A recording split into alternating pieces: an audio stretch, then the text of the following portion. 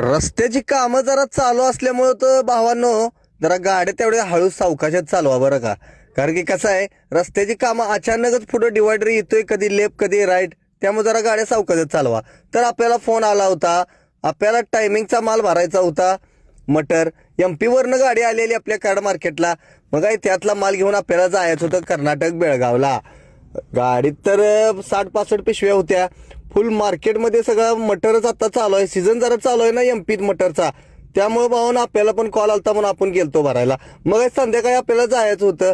गाडी भरून लवकरच ठेवलेली, पण संध्याकाळी जाताना बघा की कराड पास नाही केलं तोपर्यंत ट्रॉफिक बघा राईट साईडला सगळं, म्हणजे मुंबईला जाणारं सगळं ट्रॉफिक फुल जाम होतं भाऊ. आणि जाम होतं म्हणूनच बरं का आपण पण 2-3 तास थांबूनच गाडी काढली बरं का. आणि रात्री लागलो 10-11 वाजता रोडला. मग काय डिझेल कमी असल्यामुळे म्हटलं चला डिझेल टाकून घ्यावं. परत कसं थांबाय नको, 3.5 टन ओव्हरलोड पण आहे.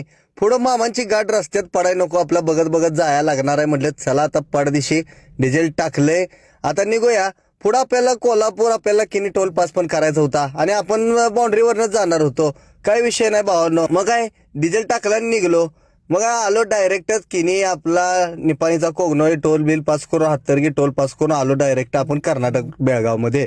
बेळगावमध्ये आल्यानंतर गाडी बिडी घेतली खाली करून आणि पाठदिशी अंधारातच रिटर्न फिरलो.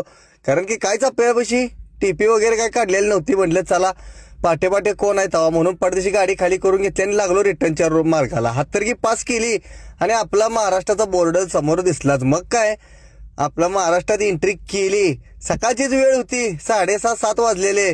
म्हटलं चला आता. आणि ह्या ट्रिपमध्ये आपल्याला बरोबर आबय पण होता बरं का. काय विषय नाही, कारण की आबय जाताना पण आपल्या संगत होता आणि येताना पण संगत होता. गाडी भावानं त्यानंच घेतलेली. काय विषय नाही, कारण की भावाची काही गाडी कुठे भरलेली नव्हती आणि रात्रीत माघारी यायचं होतं, त्यामुळे संघ होता. पुढं आपल्याला रेहान भेटलेला कोल्हापूरचा आणि टोल नाक्यावर थांब म्हणलेला भाई. मग काय रेहान आणि आम्ही सगळ्यांनी चहा पाणी केला. आता म्हणलं जाया लागतंय, कारण की थांबून चालणार नाही, त्याला पण गडबड होती. आलो पुढं वाटारपशी कराडच्या माग, तिथं पण लागलेलं ट्रॉफिक.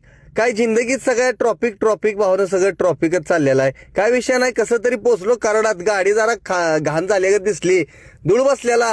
म्हणलं जरा पाणी मारून तरी घ्यावं. तर भावांनो हा ब्लॉग कसा वाटला जरा कमेंट करून सांगा. जाताना जरा फॉलो पण करा.